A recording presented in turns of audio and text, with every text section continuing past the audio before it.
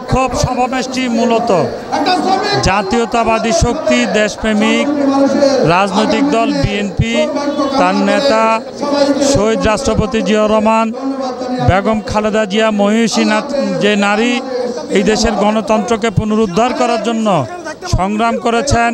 বিগত ফ্যাসিবাদ বিরোধী আন্দোলন সংগ্রামে যে নেতা তারুণ্যের অহংকার তারেক রহমান বাংলাদেশের জনগণকে নেতৃত্ব দিয়েছেন, তাদের বিরুদ্ধে যারা কটূক্তি করছেন তাদেরকে আমরা একটু সতর্ক করে বলে দিতে চাই যে ভবিষ্যতে আপনারা আপনাদের বক্তব্য প্রদানকালে সতর্কতা অবলম্বন করবেন, যেন এই দেশের মানুষ কোনো কারণে আপনাদের বিরুদ্ধে ক্ষিপ্ত না হয়, আপনাদের বিরুদ্ধে যেন ফুঁসে না ওঠে।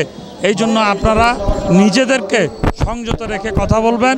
কারণ বিএনপির বিরুদ্ধে কথা বলা, স্বাধীনতার ঘোষকের বিরুদ্ধে কথা বলা, বেগম খালেদা জিয়ার বিরুদ্ধে কথা বলা, তারেক রহমানের বিরুদ্ধে কথা বলা মানে বাংলাদেশের স্বাধীনতা, সার্বভৌমত্ব নিয়ে ষড়যন্ত্র করা, গণতন্ত্র পুনঃপ্রতিষ্ঠিত করতে না দেওয়ার ষড়যন্ত্র।